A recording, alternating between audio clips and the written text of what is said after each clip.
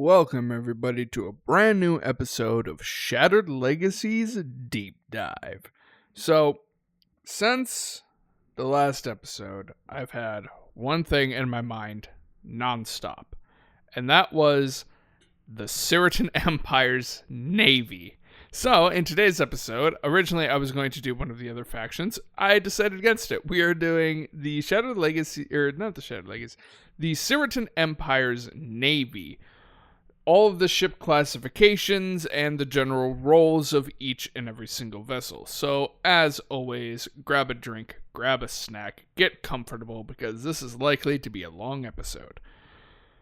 So, when it comes to ships, the Cyratin Empire has multiple categorizations, and every single ship category has its own purpose. We're going to be going from the smallest to the absolute largest in Titanic scale. Some of the largest vessels I do have actual rough sizes for, but for the majority of the ships I don't have set sizes just yet, but I am still theory crafting on a lot of them.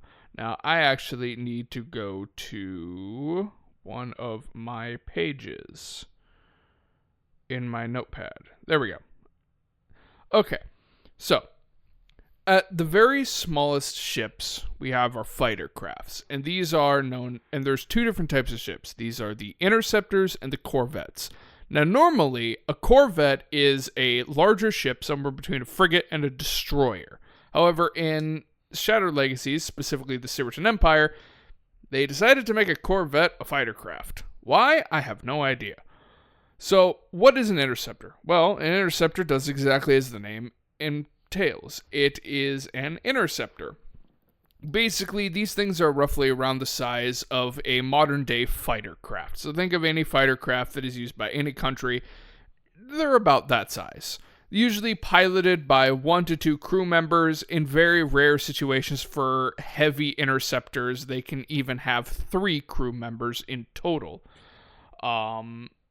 Fighter craft require very special hangar bays.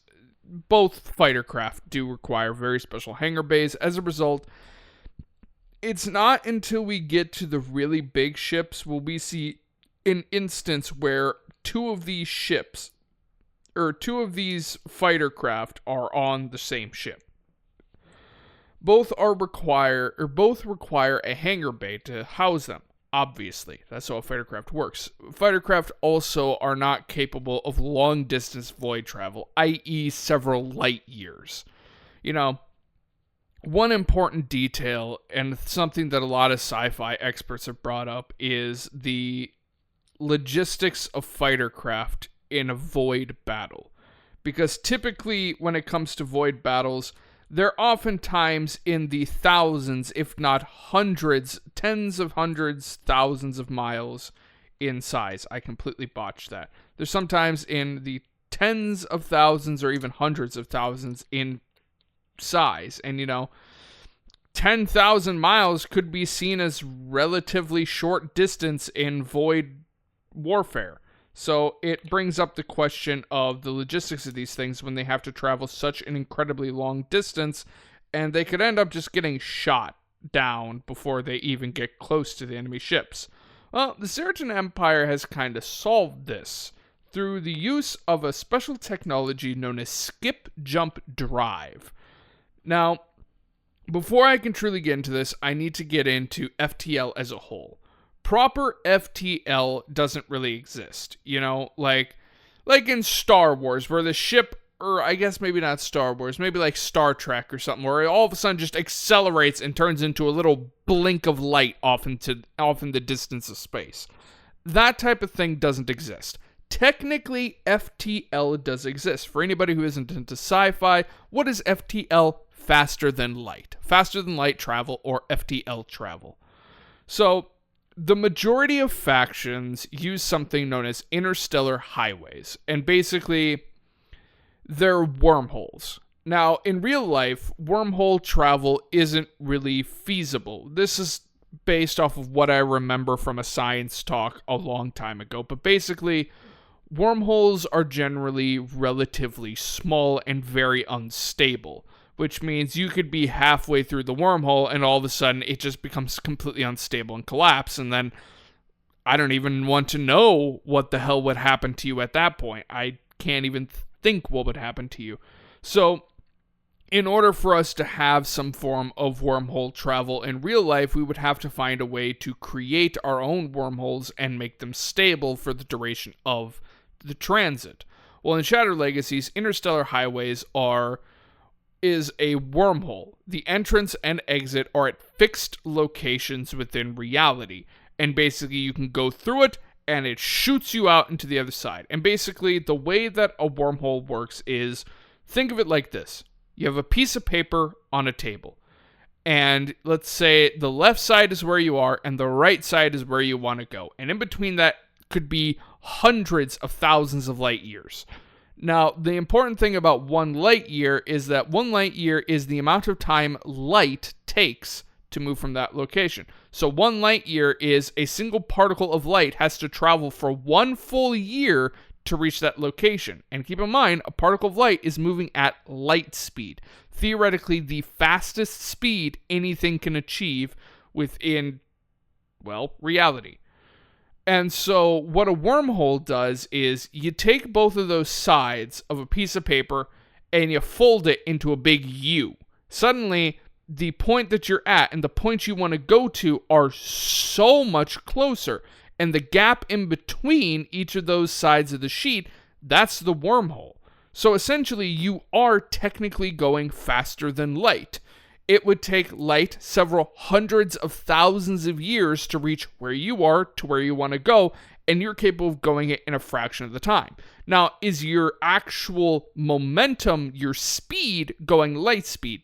No, you're not moving at light speed, but you are theoretically moving faster than light at that point, because you arrive at your destination before that particle of light can even get a fraction of the way to that location.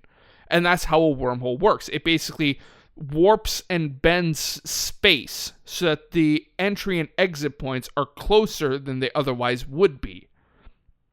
And so these, like I said, these interstellar highways are at fixed locations. You can only go from this spot of reality to this spot of reality and then back. That's all you can do. As a result, you're capable of going incredibly vast distances, but the entry and exit point are always at the same location. So you can literally just set up a blockade, and then if you want to, say, go into human territory by using an interstellar highway, you have to break through the fleet that is protecting the exit and preventing you from getting through to the wider reality. Now, the majority of species have to use this being the Bastilians, the Barrowmon, and the Eventans and the humans. Cyratins and Florians, on the other hand, have their own unique forms of faster-than-light travel. Now, we'll cover the Florians version in the Florian Deep Dive. We're here for the Cyratin Empire right now. And what they have is known as skip-jump technology or skip-jump drive. And basically what skip-jump drive is in Shattered Legacies, trying to make a long-distance wormhole isn't really feasible. They tend to become unstable even when factions are using technology that are designed to make wormholes more stable. They'll eventually become unstable and then it collapses. So what the Cyratin Empire did was they thought, okay, well, why don't we implement the idea of somebody skipping a stone across the surface of the water and do that with reality? Now, that may sound stupid, but it worked. And so what skip jump technology is it essentially creates small, stable wormholes that reach maybe a couple of hundred light years away. Relatively short distance in the grand scheme of a universe, but incredibly long distance for a species that was evolved on a single planet. And so they'll shoot through this wormhole, and then they'll create another one, and they'll shoot through it again, just like how you skip a rock across the surface of the water. Basically, that point in which the rock hits the water itself and is in contact with the water is when the Cyratin ship exits the wormhole and is in mainstream reality. And then once that rock skips up into the air where it's no longer in contact with the water, that's when the Cyratin ship is going through the wormhole. And basically they just string together hundreds, thousands, sometimes even millions of these. And it still allows for FTL travel, faster than light travel. This also allows the Cyratin Empire to pretty much go wherever the hell they want. The human race has a cordon on a interstellar highway.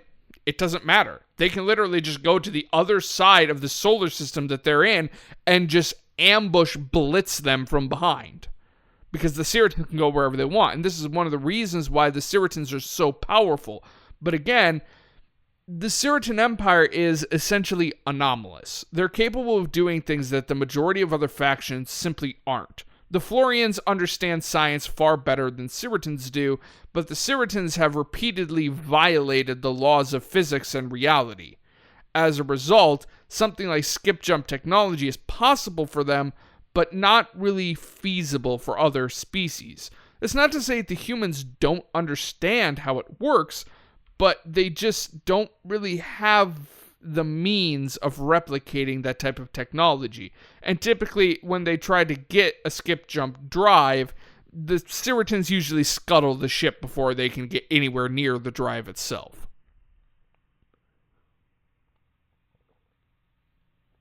So, going back to our interceptors. The interceptors have essentially a micro version of a skip-jump drive. It allows them to go forward hundreds, sometimes even thousands of miles in a single skip. And they can, again, just like bigger ships, they can string these together. The problem is that when you're using these skip-jump drives, you can't really turn, For a larger ship, you probably can because you're going over such a vast distance, you can kind of curve your travel. But when it comes to interceptors, the distance is so incredibly short in comparison that they're basically just straight ahead. Which means that theoretically, if you were to fire, torpedoes or missiles directly at the interceptor and it skip jumps, unless it turns immediately after exiting, it's going to get hit by the missiles anyway. But that's not the point. It's not designed for evasive maneuvers. It's designed for that massive gulf of distance between fleets. Cyratin fighter craft are oftentimes small enough that the majority of sensors don't really pick them up until the fighter craft are pretty much on top of them. It usually requires very specialized sensors in order to detect when a fighter craft is coming towards them, especially, again, when we're talking about such vast distances. Now, there are two different types of interceptors. There is the standard one that we just talked about, which is known as a skip interceptor. There is also the first response interceptors, and this one is a bit more interesting. And my Warframe, anybody who plays Warframe out there, you may recognize this in the form of the Railjack. Not the Railjack itself, but something that the Railjack has. So basically, first response interceptors are housed inside of an internal hangar.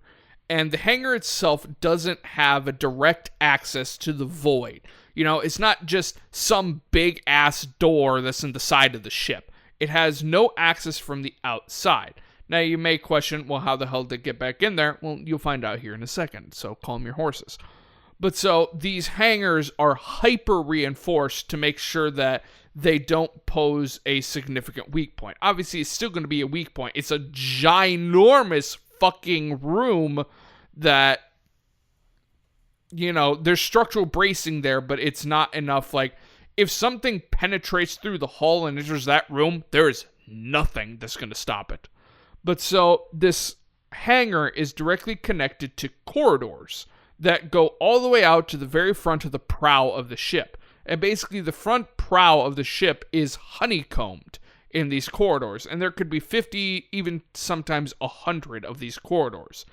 And basically, the corridors work almost like a rail gun. Or like the Railjack's slingshot. How you get into it with your Warframe and Arcwing, and it fires you off, like, I don't remember what it was, like 2,000 meters or something like that. Similar thing, basically the same thing. And basically, the interceptors will hover their way into what is essentially the firing chamber and then get shot out. Now, these first response interceptors have a special shield around them. This isn't the type of shield that protects them from incoming fire. Rather, it's the type of shield that is supposed to protect the ship from the sheer level of momentum that it is now experiencing. Because when these ships are fired, they're fired at a quarter of the speed of light. So they basically instantly reach their target. Well, the shield itself has a sort of almost like friction with the void of space around it, which naturally it fires them at the quarter of the speed of light. So they quickly reach their goal, but this pseudo friction of the shield naturally slows down the ship to a more manageable speed. Because I don't care how good your pilot is, moving at a quarter of the speed of light, you're not going to be pulling any evasive maneuvers. And you're certainly not going to be able to prevent yourself from being slammed right into the side of a ship if you don't slow down in time. So those are interceptors.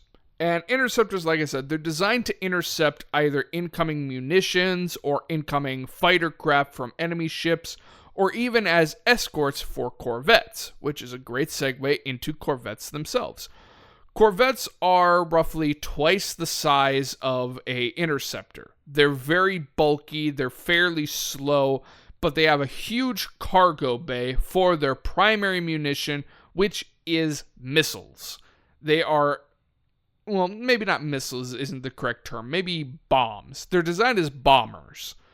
And so they usually have an escort of multiple interceptors, and sometimes corvettes are equipped with skip jumps, sometimes they aren't. It's kind of depends on the model of the corvette, but basically they get to the enemy ship formation or the enemy fleet, and then they drop it, quote unquote, drop bombs on capital class ships.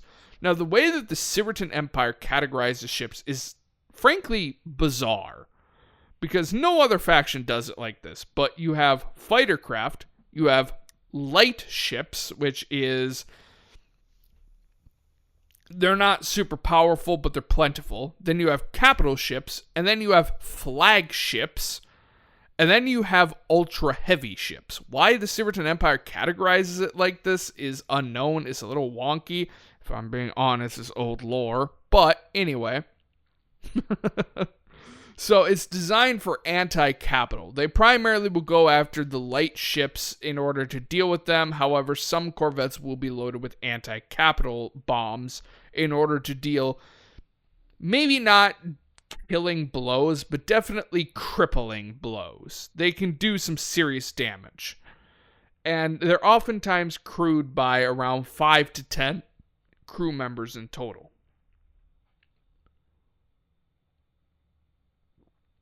Now we move on to light ships. So, when it comes to light ships, we have 3 in total. These being the frigate, the destroyer, and the cruiser. The frigate is essentially the only ship in the Cyratin's navy that doesn't have a specialization, because its specialization is a jack of all trades. Frigates are constantly retrofitted and rearmed for various different purposes. It may seem smarter to have a group of frigates always specialized, hyper-specialized into one thing, but the Cyratin Empire doesn't do this, mainly because of sheer flexibility. Yes, their specialization will take a hit, but they're capable of being rearmed and refitted for any number of purposes. Does your bigger ship not have enough point defense to protect it from incoming munitions or interceptors? Send in a point defense frigate. Does your bigger ship not have enough shields to weather an incoming attack? Have a directional facing shield frigate help you. Does your bigger ship not have enough sensor clusters in order to scan what it needs to scan? Have a sensor frigate right next to it and feeding it information. Has your bigger ship recently received catastrophic damage and repair crews on board the ship just simply aren't capable of handling it alone, send in a repair frigate. They do everything. And they're the most numerous, aside from maybe fighter craft, they're the most numerous. There are so many frigates. I was going to do a number, but there are multiple different fleet sizes, so that wouldn't make sense. But the majority of fleets are comprised of frigates alone. They're not entirely comprised of frigates, because that would be stupid.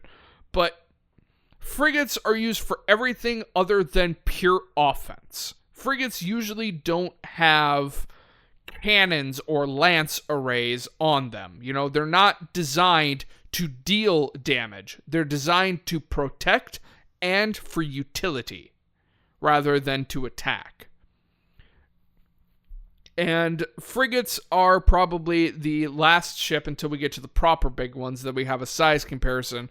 Frigates are roughly around the size of a United States aircraft carrier. You can Google that on your own because I don't remember it offhand, but they're pretty damn big. And they usually have upwards of a couple of hundred of crew on board. And again, because they're not designed for offense, they don't require giant ammunition racks, storage rooms inside of them. Whereas a lot of bigger ships, they'll have that in them. Now let's go on to destroyers. Destroyers are roughly 1.5 to 2 times larger than a frigate. And again, that also comes with even more crew, usually around 1,000 to 1,200 in total.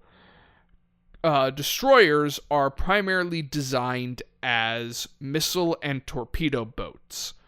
And the way that the Cyratin Empire utilizes destroyers is rather interesting. The Cyratin Empire, and this is going to sound incredibly stupid, because it is, the Cyratin Empire, when they enter a navy battle, they will be running like 20 or 30 different strategies all at once, side by side. Now that may seem incredibly stupid. You'd want your fleet to be focused on one strategy, that way everybody is on the same page. But rather, individual ships or groups of ships within a fleet will be doing their own thing, pushing their own plan. Now, an important thing to remember is that each of these plans it works well with the other plans. They're not mutually exclusive. They assist other plans in indirect ways or even sometimes very direct ways. The plan or strategy that the Cyratin Empire uses the most, which wins them the majority of battles, is that the majority of destroyers won't have live missiles, at least not a lot of them, or torpedoes. They'll be loaded with dud missiles or dud torpedoes, and then sprinkle in some actual live missiles and torpedoes as well in there, just as a safety precaution. And basically what they'll do is they'll basically shotgun blast missiles and torpedoes in a giant cone in every direction, like I said, in a cone. And basically what they're doing is they're basically throwing out a net made of missiles and torpedoes. Obviously, if you're a ship captain and you see a literal swarm of missiles and torpedoes coming towards you, you're not going to go into the direct path of them. You're going to go away from them. But what the Cyratin Empire does is it makes sure that they are way out of the way, and then over time, very slowly, that cone, the largest point of the cone, gets smaller and smaller and smaller ever so gradually. And so ever so gradually, the enemy fleet will have to get their ships closer and closer and closer to other ships. And then that is the point in which the main destroyers actually come in with anti-capital munitions and just eviscerate an enemy fleet. Now again, this doesn't always work. Sometimes captains are wise to the tactics of the Cyratins, or one just so happens to accidentally drift into the path of all these missiles and torpedoes and realize, hey, like 90% of these aren't even real. We have nothing to fear. And the ones that are real, they don't do that much damage. Fuck it. Just go wherever you need to, And that's why the Cyratin Empire runs multiple strategies all at once. Next up, we have the cruisers. And the cruiser is a bit interesting. It's not what you would assume you would use a cruiser for. Cruisers within the Cyratin Empire are roughly 2 to 3 times larger than a destroyer. And the primary purpose of a cruiser is quite literally damage sponge. They absorb as much damage as possible to protect the rest of the fleet. And so cruisers will be armored with incredibly thick hulls as well as incredibly powerful shields. Now, this is the first instance where we get to shields. Cruisers and up gain access to shields. Technically, frigates have them as well in single direction facing shields, but regardless. So, shields within Shattered Legacies are like shields in a lot of sci-fi. Basically, when a shield comes into contact with any type of energy or kinetic munition, it consumes some of the energy of the shield. And then eventually, once it's received enough damage, the entire shield breaks. The entire shield pops, and then is down to the hull from that point on. Now, the reason I'm saying this is because the Cyratin Empire does have another form of shield that we'll get to later on that comes equipped on only their biggest of vessels. But general idea is that this is just your basic shield idea. You understand how shields work. It's used in all types of media, Halo Spartans, you know how their shields work. Shields in Star Wars, you know how those work. They pop after receiving X amount of damage. I don't need to explain it. But so, cruisers are literally designed to have insane shield capacity as well as insanely thick hulls. Most importantly is the fact that they very much do follow the idea of a cruiser bruiser, because the prow of a cruiser is hyper reinforced with some of the strongest materials the Cyratin Empire has access to, as well as an engine array or an engine stacks at the back of the ship that are insanely powerful. And so when they're not actively trying to protect other ships from incoming fire, they will literally ram other spaceships. Full speed ahead, collide either into the prow of another ship or directly into the starboard or port side, and just annihilate ships. And honestly, it makes sense for cruisers to do this. If these things are literally designed to take an insane amount of damage, why not throw it at the side of an enemy ship? Why not? Why not have a literal collision? So now we get to our capital ships. And these are the battleship and the battle cruiser. Battleships are what you expect to be a battleship. Battleships are mainline damage dealers. If the cruiser is your tank, the battleship is your DPS, and then the frigate is your support or your healer. If you want to think of it in RPG style. Battleships do a lot of damage. They have relatively decent shields and hulls, but they oftentimes will hide behind cruisers and just unleash devastating amounts of damage. There's really not a lot to say about battleships. They're just kind of your generic ship that you see in most sci-fi. They're there, they're shooting guns. They may die, they may not. It's a battleship, So we're just gonna put a pin in that. Later on there will be more lore, but for right now, that's kind of the extent of what a battleship is. Now let's get on to the battle cruiser, because this is when things start getting nutty. Battle cruisers are fucking gigantic. They are multiple hundreds of miles long. You heard me right. Multiple hundreds of miles long. Put this into comparison with Halo, the UNSC's largest ship, which was the UNSC Infinity, which I think was 4 kilometers. It was either 1 kilometer or 4 kilometers. Now, I don't know the direct translation between miles and kilometers, so you can do the math yourself. But these battle cruisers are hundreds of miles long. They're insanely massive. And they're designed as a game changer. They have incredibly powerful shields, powerful armor and very powerful weapons. This is also the first ship that can have hangar bays. However, battlecruisers very rarely have hangar bays, and the reasoning for this is because of actual logical ship fighting. What I mean by that, and this is a huge... There are multiple factions in sci-fi that do this. Star Wars is one of the big ones. I've heard that Battlestar Galactica is another one, where you'll have ships that have hangar bays on them, and they'll be on the front lines for some fucking reason. Because what a hangar bay is, and a hangar bay door is, all it is a massive, obvious, glaring weakness in the superstructure of your ship. And they'll have them on the main line, on the front line. Like, you'll see carriers on the front line for Star Wars, and it's like, why the fuck is that there? They just boarded the ship. Of course they're gonna board it. It's right there. Like, it kind of annoys me at this point. But so, if anything actually has a hangar bay, with the exception of first response interceptors, because they literally have to go back through that corridor, and that corridor spans like a quarter of the length of the ship.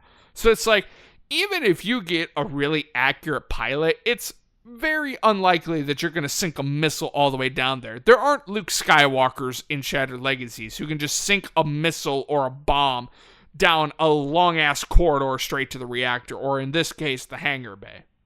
You know, they're going to hit the walls of the corridor, which, again, those corridors are hyper-reinforced. Or at least as reinforced as they possibly can be. But so, battlecruisers are also the first ship that have access to something known as a spinal weapon. And so, what is a spinal weapon? Well, this was originally an idea coined to me from Halo, as well as, ironically enough, a mod for RimWorld known as Save Our Ship 2. Halo is a fantastic example. Think of UNSC ships, and specifically the Mac cannons, which I always found ironic because Mac stands for magnetically accelerated cannon, but everybody calls them a Mac cannon. So it's a magnetically accelerated cannon. Anyway, I'm pretty sure that's what that stands for. I haven't done my Halo lore in a long time, so I could be wrong. But a spinal weapon is a weapon that is on the prow of the ship, and it spans usually a quarter of the front of the ship along the very center point of the ship, and is basically designed as a super heavy weapon. You know, it's forward facing, but it's going to punch a serious hole in whatever you are pointed at. And then usually ships will go to their broadsides in order to do their main damage. But so, spinal weapons in Shattered Legacies are fucking insane. Like, we're not going to go into any of the battlecruiser ones because they're not super incredible. The majority of them are similar to UNSC Mac cannons. Obviously, they're not a RIP, but, you know, they're relatively, what I mean by that is they're relatively low power, oftentimes energy or kinetic cannons. And the spinal weapon, again, it spans roughly a quarter, sometimes even a half of the ship that is comprised of the barrel, as well as capacitors and amplifiers and different arrays to make these things as powerful as possible. Because, again, these are designed to do some goddamn damage. That's their purpose. They're designed, like, in not Halo, for Warhammer 40k, the Nova cannon. It's something similar to that. Now, obviously, the scale of a Nova cannon would be far too high for something like a battlecruiser. Well, maybe not. But regardless, you know, it's designed as a very heavy weapon that is supposed to do insane amounts of damage, but takes an incredibly long time to recharge and refire. So oftentimes, the opening shot will be the one that's the most important, and then the ship will pivot 90 degrees so that it can start broadsiding, rather than waiting to line up another shot with the spinal weapon. And again, battlecruisers are strong enough where even just having a single battlecruiser in your fleet, just putting it in a semi-decent location, not even in the perfect spot, a semi-decent location can mean the difference between a victory and a loss for your fleet. They are designed as essentially things are getting serious, send in the battle cruiser kind of situation. After that, so after that, we have flagship ships. And these are comprised of the carrier and the grand cruiser. So the carrier, I don't think I really need to explain. It's a carrier. It houses interceptors and corvettes. One important thing that I forgot to mention on battle cruisers is the fact that battle cruisers, if they do have a hangar bay, which is incredibly rare, they'll oftentimes only support interceptors or only support corvettes. And obviously corvettes are far larger, so if they're housing corvettes, they're not going to have very many of them. You know, battle cruisers are enormous, but they're probably only going to have maybe a wing of maybe 75 to 100 corvettes. Or if they're running interceptors, they could have upwards of 200 to 225 interceptors. You know, that's still a lot of fighter craft. But when you compare that to a carrier, which is nearly 4 times larger than, well, maybe not 4 times, but they're significantly larger than a battle cruiser, they can house a lot more. And carriers are literally designed to carry fighter craft. So they're the only ship class that will actually house both interceptors and corvettes, as well as both interceptor types. They're designed to sit at the very farthest back point, loose all of their fighter craft, and then just kind of hang around so that the fighter craft can eventually come back, so that they can again go multiple hundreds of light years in any direction, because fighter craft can't do that themselves. I don't think I need to explain a carrier. They're fairly self-explanatory. They have a metric asinine amount of crew. Mainly, the majority of that crew is fighter craft pilots and crew. But yeah. Next up, we have the Grand Cruiser, and this is the final ship of the standard category. Now, Grand Cruisers, there's not a lot of lore about them yet, because they're actually, in the timeline of Shattered Legacies, they're relatively new. They're just recently coming out. The idea of the Grand Cruiser is it's designed to bring the weapons and capabilities of the next ship on our list, but make it more economically feasible. Maybe not economically, because the Cyratin Empire has an insane economy, but when it comes to frigates, we're going to take in comparison one of the weaker Cyratin Empires and the strongest one. When it comes to the weaker ones, you know, the smaller ones that maybe don't have the sheer level of supply and territory, they can usually make a frigate every few days. So it's like, when frigates are destroyed, there's no like, shit, we just lost a frigate. It's more of, shit, we just lost all the crew on that frigate. You know? Frigates can be produced very quickly. Now, if we're talking about the largest Cyratin Empire, known as the Fourth Cyratin Empire, they could make hundreds of frigates a day because their territory was so massive, their supply was so insane that their production was just ridiculous. You know, they could make hundreds of United States aircraft carriers a day. Now, to be fair, it's not start to finish in one day, but it was literally like, every single frigate is staggered out. So it got to a point where you could make literally hundreds were finished every single day. Not because it took start to finish one full day.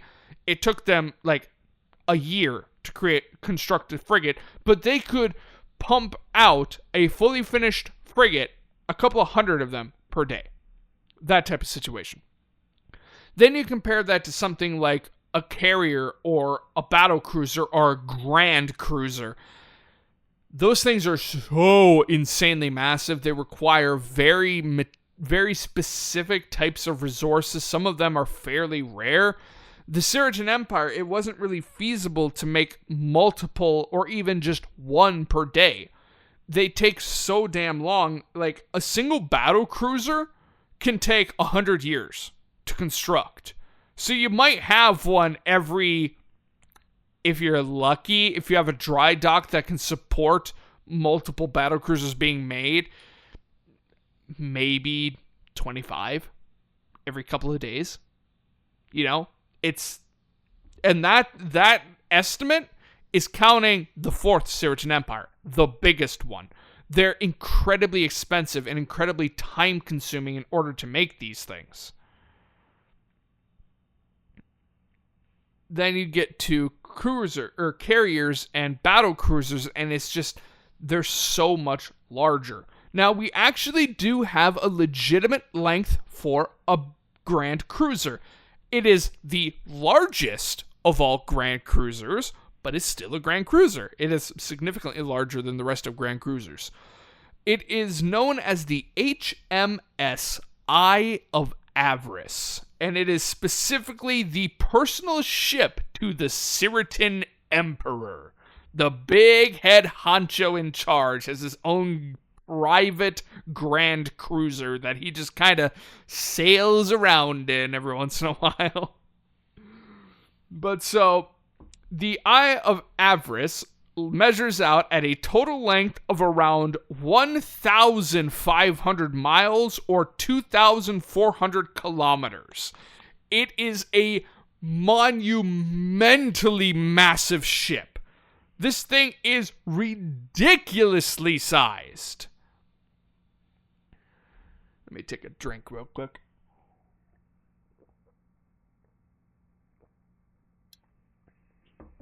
But so, you may have noticed something that I said just before the name, and that was HMS. For certain ship classifications, the Cyratin Empire has a series of letters in front of them. What these actual letters mean, nobody in the Cyratin Empire knows. All that they know is that HMS is largely for flagships. So the cruiser, or the battle cruiser, carrier, and grand cruiser will have HMS. And then usually destroyers, cruisers, and battleships will just have HM. Now, like I was saying before, battle cruisers are designed as a more feasible way of getting the ultra heavy firepower of the next ship on our list into the battlefield.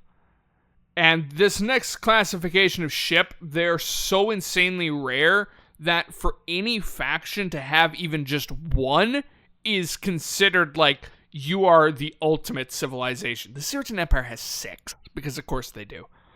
But let's actually go on to that. The largest, considered to be ultra-heavy vessel that the Cyratin Empire has access to are known as mega carriers. And despite that name, there's only one of them that is actually a mega-sized carrier. But we'll get to that. So, like I just said, for any civilization to have one is impressive. The Cyratin Empire has 6, because of course they do. But the Cyratin Empire has always just kind of been large and in charge, so, you know. So, we're going to be going through these in no particular order, because I don't remember the exact, which one is the smallest and which one is the largest. Actually, I might be able to if I just do a quick scan of these. Okay, yeah, we are going to go smallest to largest. So, mega carriers are designed as, they're the Navy ship equivalent of Cyratin calamities. When there is a Navy battle that is so apocalyptic that the Cyratin Empire's Navy that is responding has no chance in hell of winning, they send in a mega carrier. These things are designed as the ultimate response to any, and I mean any, threat that the Cyratin Empire's Navy could come across. And so they literally, the majority of these mega carriers, again, there's only 6, but the majority of them possess weapons of such an insane caliber, not necessarily literal caliber like bullet caliber, but just, you know, they have such an insane amount of power that they can destroy planets. And I don't mean burn away the atmosphere, kill everything on the planet. I mean, these weapons are strong enough to literally crack the planet in half. Like, these weapons are so insanely, ungodly powerful that you understand why most factions, they'll be lucky if they can even get one. These things require such advanced and rare minerals that the only reason the Cyratin Empire only has 6 is because in all of the Cyratin Empire's territory, there's only been enough of these super rare minerals to make 6. That's the determining factor. There wasn't enough materials to make a 7th. That being said, they probably could have gone down in size and saved some materials. So, the first and smallest of the mega carriers is known as the HMSS Abram. And it is actually our mega-sized carrier. It measures in roughly at around 1,800 miles or 2,900 kilometers. It's... what is that? 300 miles longer than the Eye of Avarice, which is in of itself significantly larger than most Grand Cruisers. And it is literally designed, as I've said now for the 3rd time, it is a mega-sized carrier. It is capable of carrying or holding inside of it so many goddamn interceptors and corvettes that there have been times where they're literally fighting like in the middle of a solar system and the sunlight is just gone because there's so many fucking fighter craft out on the field right now. They're blotting out the sun. And keep in mind how big the sun fucking is, you know? Next up, let's see if I can figure out which one is the next ship on here. We have technically 2 mega carriers, but both are technically the same mega carrier. And I'll get to it in a minute, which is the HMSS Warstock and the HMSS Asmodeus. So, the Warstock was the original. And then a little something that I've alluded to multiple times, known as the Ruin War, happened, and the Warstock was destroyed and replaced by the Asmodeus. Both are roughly the same size, coming in at a staggering 2,100 miles or 3,400 kilometers. These mega carriers are fucking insane. But, again, the Warstock was the original, followed by the Asmodeus. The Warstock was literally designed for the complete and utter annihilation of the enemy fleet, no matter the cost. And as a result, the Warstock had basically no defensive capabilities whatsoever. It had thick hull, but it's a mega carrier. It's designed to have thick hull. It didn't have a shield, which is ridiculous. It had almost no point defense to speak of, which is ridiculous. It was literally guns on guns on guns on guns. It's just designed to annihilate the enemy fleet before they can even lose a single round. After the Warstock was destroyed, which the Warstock lived for an insanely long time, the Asmodeus was constructed, which was designed as a replacement to the Warstock after its destruction, but they kind of focused a little bit more on the defense. You know, they took away maybe 7 or 8 guns and added a shield generator just because they probably should have that, as well as some point defense, you know. In hindsight, it was kind of stupid of us not to put it on the Warstock, but, you know, these things happen. So, before I go any further, because I forgot to talk about it with the Abram, mega carriers have shields, like other ships, but they're not identical. And in the very first episode of Shattered Legacies Deep Dive, I had alluded to something known as the Null Void. Well, yippee-ki-yay, which I never thought I would say in my life, it is time to go over that, because mega carriers have something known as null shields. So, this was an incredibly long time ago, but the Cyratin Empire encountered something well, it wasn't the entire Cyratin Empire. It was an exploration fleet. They had encountered something that they couldn't quite identify. And the Cyratin Empire, doing what they do best, they decided, let's send a ship into it. Let's see what it is. It was a region of space that didn't act like normal space. It was almost an absence of space. Again, we've talked about this in the past very lightly, that the null void is less than nothingness. To say that there's nothing in the null void technically means that there's something in it, which is nothingness. And not even nothingness exists within the null void. It's essentially, if antimatter is the opposite of matter, the null void is the opposite of reality. Reality cannot exist within it. So when the Cyratin Empire sent in the ship, what the null void does is that when something enters it and it doesn't have proper protection, it erases it from reality so thoroughly that memory, physical documentation, everything about that thing that entered into the null void is erased. It doesn't exist anymore. It never existed in the first place. And this is really interesting, especially when we're talking about people that were sent to the null void. Like, let's say the father was sent to the null void. He never existed in the first place, but his child is still there. And whenever somebody asks, who is your dad, the child or the wife will have this sort of like static moment where it's almost like there's nothing in their mind whatsoever. Like their mind just doesn't exist. And then they'll just come back and say, what were we talking about? And the people who just asked the question, the very same thing will happen because they just tried to identify who the father was. And so they also will have this sort of static moment and be like, I don't know what we were just talking about. Whatever. It must not have been important. And so every single time they try to remember something that's been erased from reality by the null void, they have this static moment where their mind tries to reinstate to itself that this information never existed.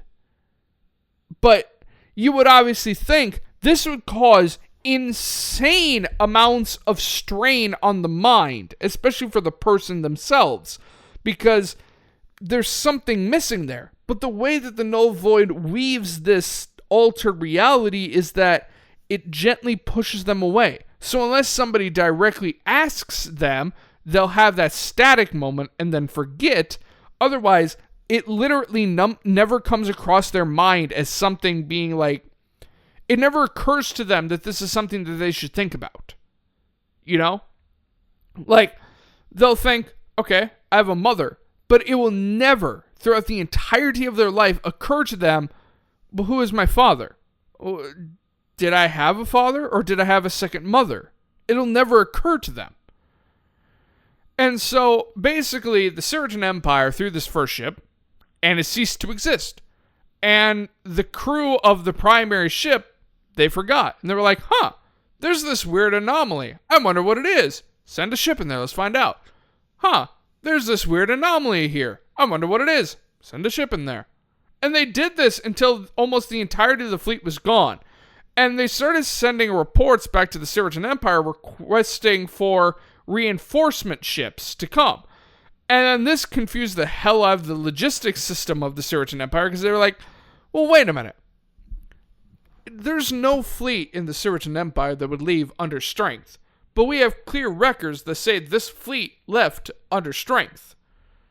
Why did they do that? Well, it's because to us, the outside viewers, they didn't leave under force. They left full force. And then they kept on throwing ships into the null void. And eventually the gods, because of course there's gods, essentially got sick of this and went to the Cyratins and were like, okay, you really need to stop because what you're doing is causing so much fucking damage, I don't even want to think about how much damage you're doing. And they basically told the Cyratin Empire and they just went, oh, fuck. We've been doing that? Oh, shit. Who even were they?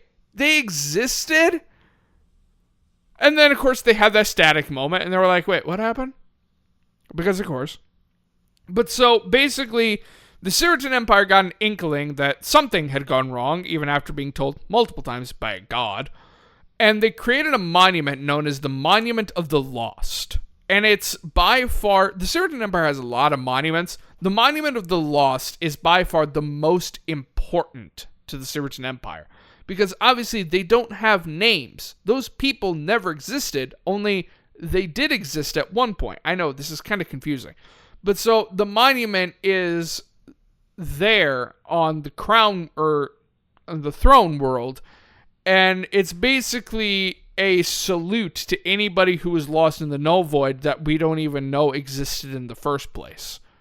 And technically, again, those people never existed in the first place, so it's essentially just a monument for no fucking reason.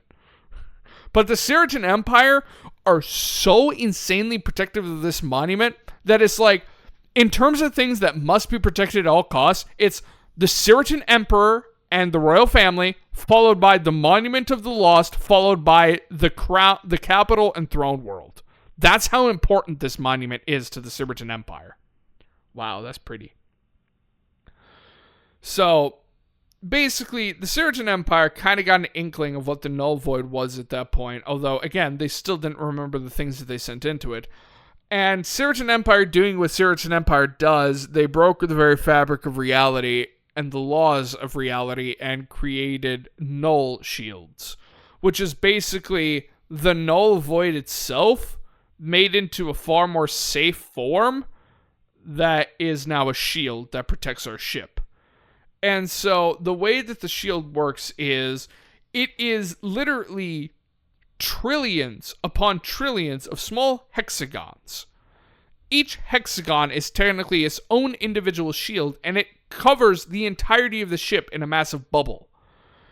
And when one of these little hexagons takes enough damage, which usually requires either the focused fire of an entire armada or saturated fire from another mega carrier, that hexagon will break.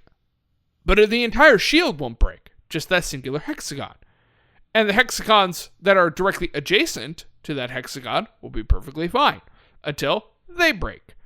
And then the entire time that that hexagon is broken, it is slowly rebuilding itself until finally it is fully repaired, and then it basically pops back into reality, and then suddenly the shield is there preventing you from getting through.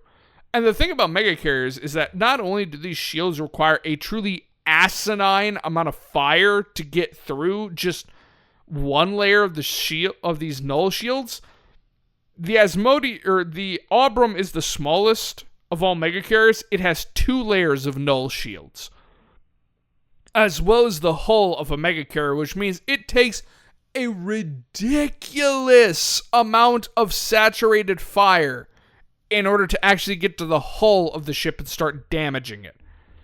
Now, the Warstock didn't have any, but the Asmodeus has 1 layer, so now it's technically the weakest of them all, but that's no surprise to anybody. So let's see, who is next up after the Warstock? I believe it is the HMSS Autumn, coming in at a length of 2,500 miles, or 4,000 kilometers. The Autumn is an interesting one. It's probably, of all the mega carriers, my favorite, because the Autumn is designed for experimental weapons testing, or experimental systems testing. And so it's simultaneously one of the strongest mega carriers in the Cyratin fleet, and one of the weakest, purely dependent on what experimental systems and technology they're testing right now.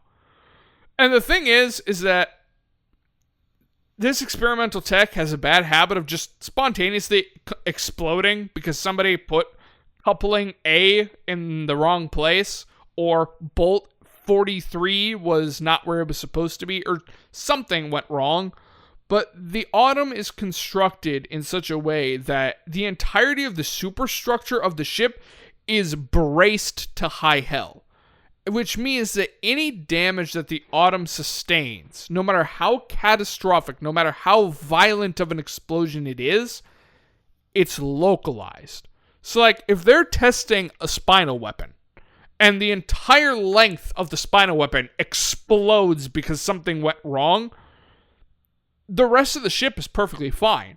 The armor bracing that was directly around the spinal weapon will be shredded, but the armor plating directly behind that bracing, perfectly fine. And, like, the only way that the Autumn can actually be destroyed in battle is either you do enough damage to the superstructure of the ship, or the reactor detonates, at which point the ship will probably rip itself apart. But so, any technology that the Cyratin Empire is creating that is designed for mega carrier use, whether this be new technology that they want to implement to a different mega carrier or something, it always crosses the Autumn. No matter what. Which means it could be incredibly useful in a battle, or it could just be off in the back of the entire fleet formation, just exploding silently in the void. Because, yeah. Let's see. What is after the Autumn? We have the HMSS Eternity, which is technically an interesting ship because it's not just classified as a mega carrier, it's also classified as a world ship.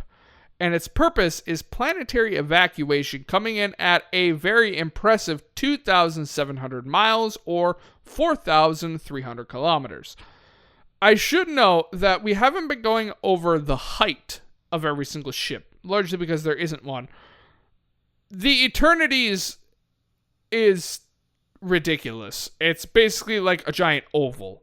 Its height is insane. Its height is like half of its length. But so, the Eternity, as I said, is designed for planetary evacuation, and it's in a really bizarre situation.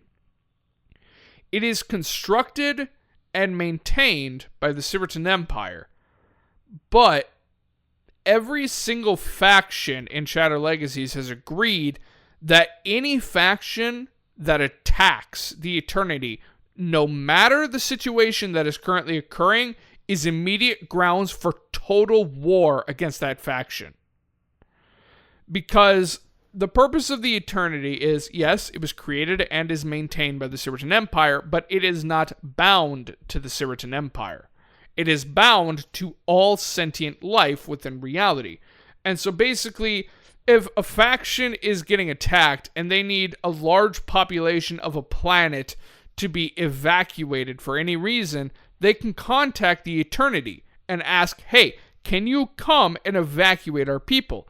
Normally, they'll be like, yeah, sure, we'll come on over. Sometimes they're like, no, we can't, we're already at capacity. But regardless. So this actually goes back to the lore of old school world ships, which was a size somewhere between a battle cruiser and a carrier, back during a very old segment of the Cyratin Empire's lore. And so their purpose was exactly what the Eternities was. It was designed to evacuate a portion of a planet, in some rare cases of truly massive ones, the entire population of a planet.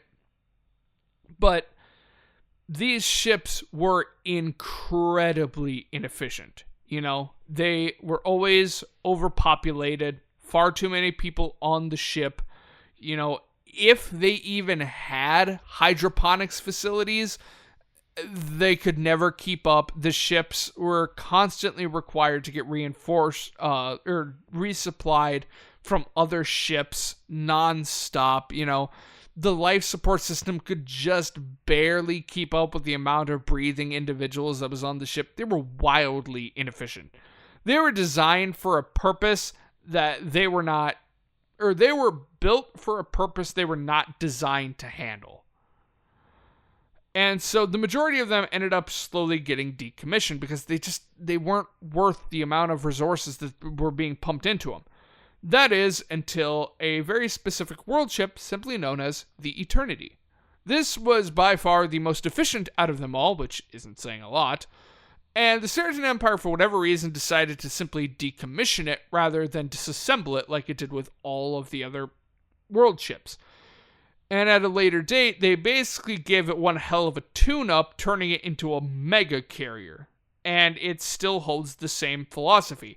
Only now known as the HMSS Eternity, it is actually capable of taking the majority of a planet's population, if not its total population, depending on the size of the planet, and sustainably keeping them alive without any real outward resupply whatsoever.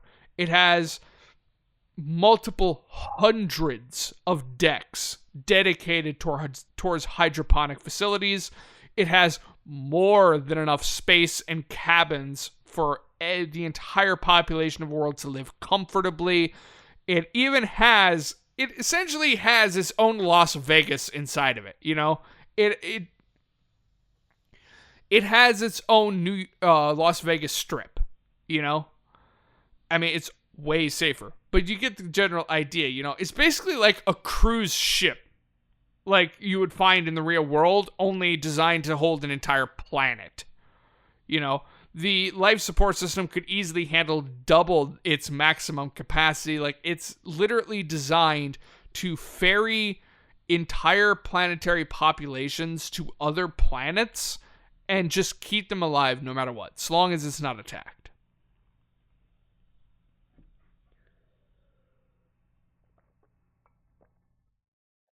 Oofda.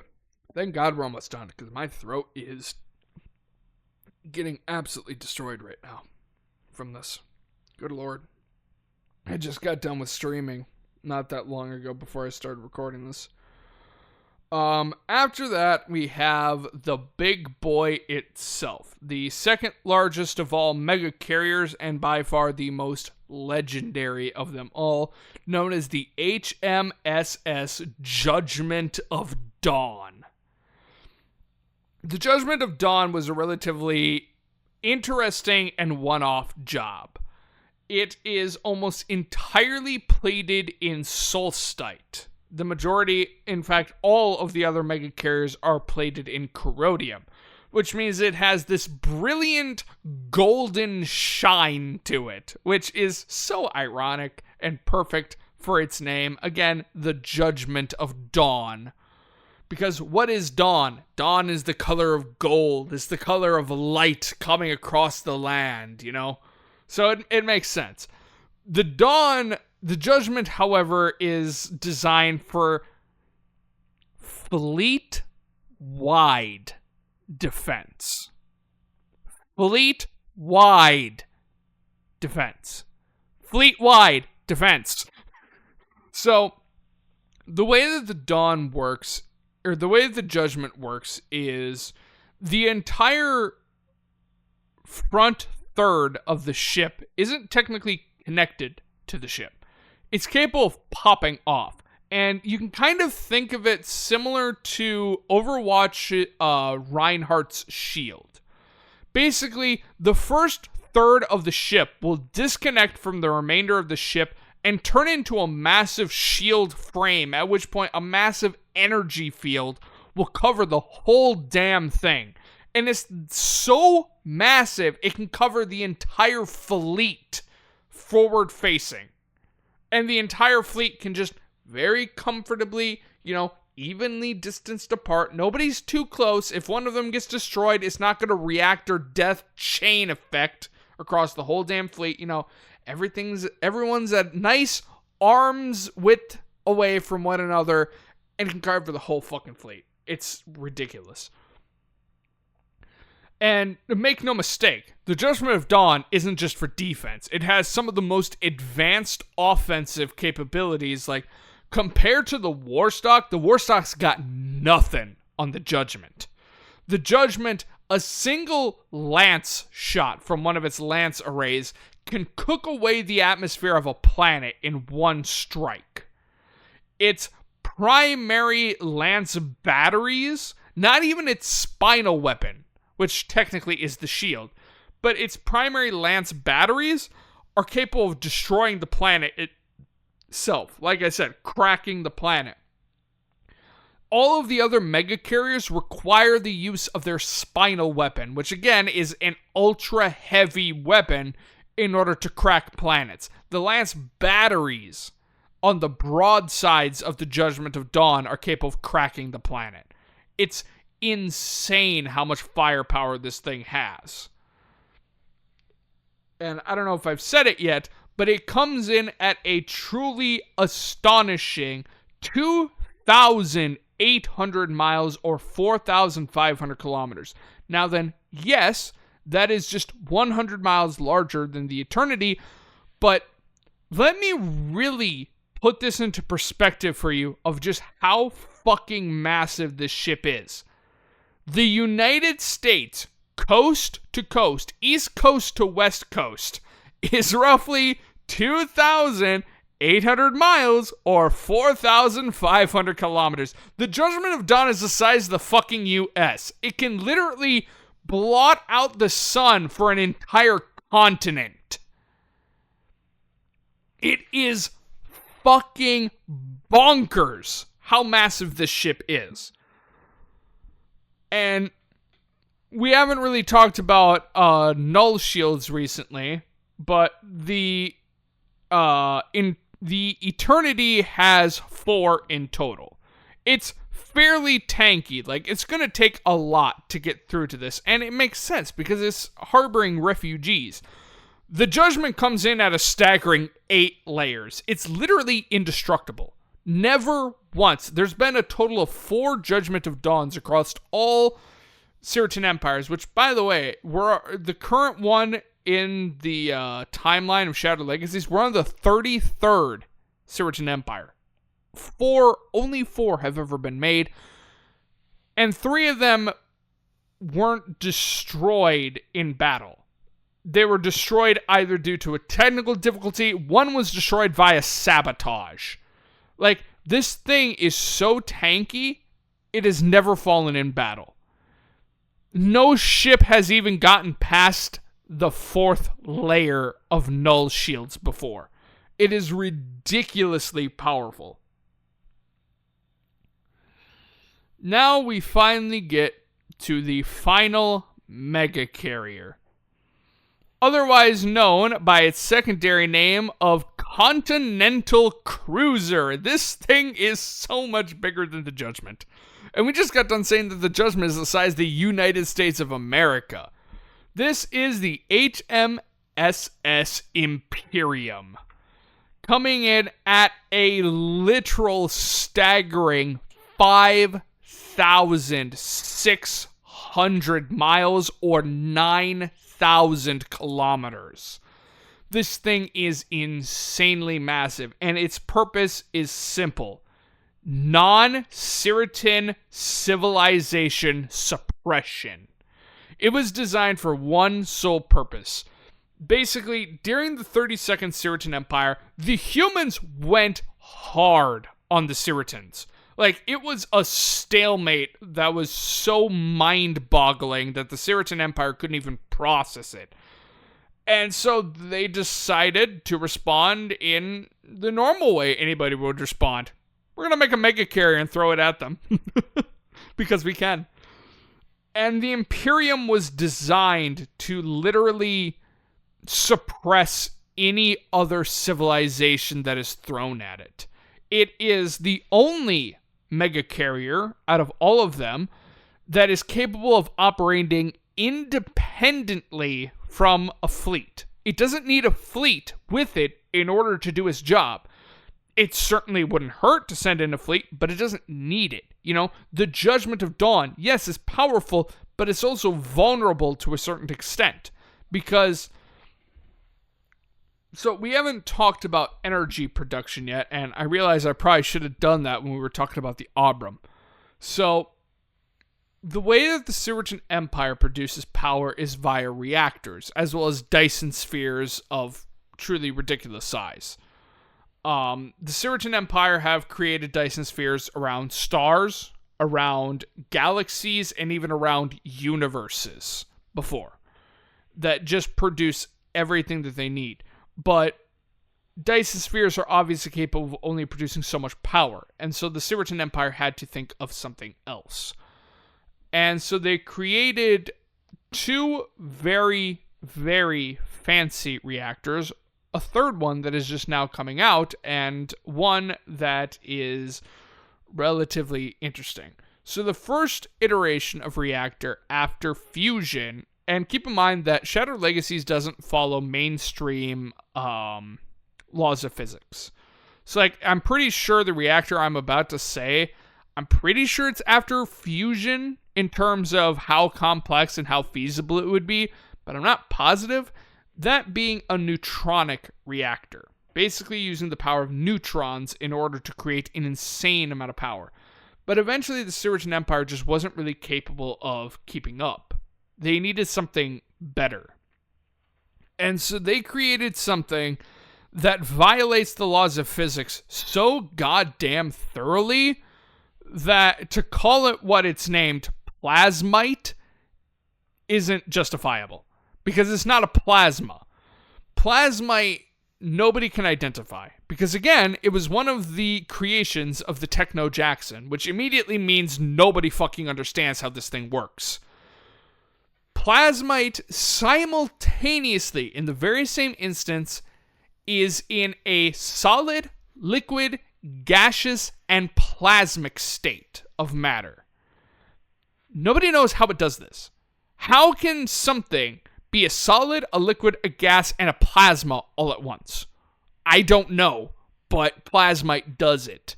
Nobody knows what plasmite is. Like I said before, the Techno-Jackson made it, which means if the Techno-Jackson makes something, nobody's going to understand it. Nobody. It doesn't matter. It doesn't matter how smart your Cyratin scientist is. It doesn't matter how advanced your Florian robot is. Nobody is going to understand how the fuck this thing works. And that could not be truer with plasmite. But so, plasmite... I'm trying to think of a good example. Plasmite could... So, let's say that we as the human race completely and utterly cover the entirety of the surface of Earth. And our power consumption is just ridiculous. And now let's say that this Earth is replicated on every single planet in the known universe. It would require roughly 1,000 plasmite reactors to power that amount of power consumption. They're ridiculous. Like, it's unfathomable how much. Unfortunately, plasmite reactors are also somewhat unstable. Their fuel source is plasmite itself, which is, as you would imagine, incredibly difficult to get, especially as a fuel source for a reactor. So once again, the Cyratin Empire kind of outgrew this level of power production, as well as they needed something more sustainable, something that was easier for them to fuel. Intro the Solstite reactor. Now, you may actually remember this from the last episode. Solstite is created by Soltech Conglomerate, and nobody's really sure what it does, but it is literally insane what it does. And so they decided to make a Solstite reactor, and it's rather interesting because it produces nearly 1,000,000 times more power than a plasmite. It is capable of being powered and fueled by damn near pretty much anything. Like, you can literally shovelfuls of dirt into it, and it'll use the dirt as a fuel source. It's really inefficient, but it can do it. So you can literally just use anything as a fuel source. It's insane. But so it's basically an indestructible, unidentified metal shell. They know it's indestructible because of what goes on inside of a Solstite reactor. They don't know what metal it is because it is a compound that was created, again, by the Techno-Jackson. Wasn't originally designed for the Solstite reactor, but more bizarrely enough, for whatever reason, they don't know what the Techno-Jackson originally designed it for. He never had it in any of his blueprints, but it doesn't respond well to kinetic or energy-based shock. So basically like a kinetic weapon or an energy weapon impacting it. It doesn't handle it well. But what it does handle well is precisely what a Solstite reactor does. And so inside of this metal shell is a self-replicating gel. And Soltech Conglomerate is the only one who knows what this gel is, and they're not giving their secrets out to anybody. But so this entire indestructible metal shell has little pores all over it, kind of like the sweat glands in the body. And so it very slowly excretes this self-replicating gel. And then the fuel source is combined with the gel that is on the outside, and then it is ignited, creating a solstite reaction, which again, solstite is not solar, it is not fusion in origin, it is so much more powerful. But so this is housed within a... I know what I want to say, but I can't think of the word. A housing, I guess. Is housed in a housing? Sure, we'll say that. Solstite reactors are literally made for redundancy. You know, if something goes wrong, these things are designed to physically destroy themselves before any type of meltdown can ever occur. Because if a solstite reactor melts down, never mind the universe. The universe will be gone. It might take out multiple universes. These things are so insanely dangerous when they self-destruct, but they're literally designed to shut themselves off in such a damaging way that a meltdown can't happen. How they do this, nobody really knows. But so solstite reactors also have batteries on them, and so these batteries can hold an astonishing amount of power. So typically how a solstite reactor works is they turn it on, they charge the batteries, they turn the reactor off. And then you can just go for multiple hundreds of years of one battery charge. Like, you won't need to refuel it, you don't need to turn it back on. And keep in mind, when I say multiple hundreds of years, I'm talking on a mega carrier, because mega carriers produce unfathomable amounts of power at all times. Because that is what mega carriers are powered by. They're powered by solstite reactors. Carriers and battle cruisers usually have plasmite on them, despite how unstable they are, whereas everything else, we usually have a neutronic or a fusion reactor aboard it. And then the fighter craft, specifically the interceptors and corvettes, they oftentimes have nuclear. They're nuclear powered, which to a certain extent is apropos. Because having a nuclear powered jet seems like such a phenomenal idea, but whatever. So yeah, so going back originally to what I had said, the Judgment of Dawn, it has some insane firepower, but the Judgment of Dawn has 4 solstite reactors inside of it to power it. And 2 of those reactors are located in the first third. That very same section that separates from the rest of the ship to create the massive shield. Which means that if it has the shield out, it's running at half power. So it is it needs support. You know? The Warstock and the Asmodeus, they don't have much in the way of defense. They have insane offense, but they don't have much in the way of defense. So they do need support as well. The Abram is literally just a carrier. The Autumn could self-destruct. You know? All of them need a supporting fleet to some extent. The Imperium, the HMSS Imperium, is the only ship in the Cyratin Empire's navy, well, maybe not the only one, that is capable of going on its own without a single supporting vessel. It's stupid, but they can do it if it's necessary. Alright, bear with me because we have 2 more to go through.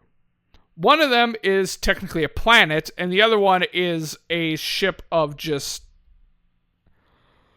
At this point, stupid size shouldn't even register with you guys. I'm going to be honest. So the first one is known as Holy Cyrita. So when a Cyratin Empire gets to a specific size, they may choose to create a synthetic planet. And the synthetic planet is almost always then becomes the Cyratin throne world, as well as the quote-unquote ultimate weapon of the Cyratin Empire. So it is a planet that's roughly 2 times larger than Jupiter, completely synthetic, with technology in it that we, right now, even with our understanding of ridiculous, nonsensical sci-fi technology, we couldn't even think of how a Holy Cyrita works. But so basically, Holy Cyrita is divided into 3 different zones. You have the core zone, which is where major government centers will be, as well as the royal family themselves. You have the mantle zone, which is where which is also not only the biggest zone, but it's also where the majority of the military that protects Cyrita is. In fact, the planet is so massive, and there are such massive chambers in the middle of this planet that Holy Cyrita has its own fleet of ships inside of it that it can deploy anywhere at any time. They have their own personal defense fleet. The third zone is the crust zone, and this is where your civilians live. This is where your commerce, your industrial, your agriculture, and your residential is. And the planet is, like I said, it's fucking ridiculously massive. It's 2 times larger than Jupiter. That's crazy large. And interestingly enough, because they create artificial gravity, because it's an artificial planet, the gravity is the same as Earth. It's 1g. But so far, this doesn't sound particularly ultimate weapon worthy, you know? It certainly is impressive, but I wouldn't say it's a weapon. That is until you realize what the crust zone does. So in a situation... Oh, and by the way, the Holy Cyrita has essentially supercharged null shields. 2 generators at the northern and southern pole that create 2 supercharged null shields. 2 layers. And these null shields are roughly 1.5 times stronger than a megacarrier's null shield, which makes sense. It's literally a fucking planet, you know?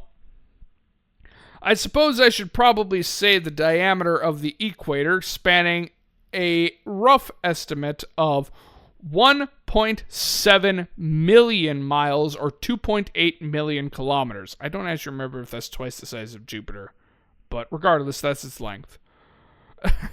Again, old lore, so, you know. But so, what do I mean by what the crust zone does? So, in a situation in which the planet is being attacked, the entirety of the crust of the planet is basically large, rectangular, almost tectonic plates that are capable of flipping. Because what these tectonic plates have on them, or what each of these plates has, is that at the very center of these plates is its own artificial gravity. And so what happens is when the planet is getting attacked, these plates will literally turn 180 degrees, and the people will still be standing normally, even though now they look up into the air and holy shit, that's the center of the planet. The opposite side of these rectangular plates is so many fucking surface to orbital guns that it doesn't matter how big of a fleet you have coming at this thing, it's not getting near it. Holy Cyrita has only been destroyed once, and that was when the Judgment was sabotaged, because the Solstite reactor went critical, melted down, and caused an explosion so fucking massive, it vaporized the planet Holy Cyrita. Otherwise, nothing has ever even gotten through the first layer of Void Shield. It's insane how powerful this thing is. And there's more information on it, but this has already gone on long enough, and you can probably hear it in my voice. I need to rest my voice. So we're going to talk about the final insanely massive ship. And again, this goes into a concept that we're going to have to talk about. In fact, we might do it in the next episode for our faction deep dive. This ship is known as the HMSSA Dawn's Light. Now, you may notice there's an A at the end of its little letter sequence. That is because Dawn's Light is classified as a solar cruiser, coming in at 19 trillion miles or 30 trillion kilometers. It is a solar cruiser because it's the size of a solar system. This ship has such insanely reality and physics destroying technology inside of it just to make sure that it doesn't collapse in on itself and it doesn't affect an entire star system when it goes cruising by. It is not allowed under any circumstances to enter the orbital planets or enter the orbital path of any planet. It must at all times stay clearly outside of the solar system. It is so insanely massive that skip jump technology doesn't work on this scale. We're talking about the scale of a solar system here. I mean, hell, even technically the Imperium, the HMSS Imperium, struggles to be able to move because of its sheer size. The Dawn's Light has no chance. It literally has to go relatively, very slowly, flying through the void of space.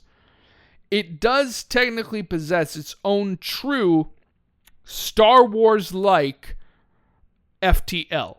However, every single time it does this, it permanently destroys reality at the entry and exit point, allowing for the null void to start bleeding into reality. As a result, this ship is housed at one location and one location alone.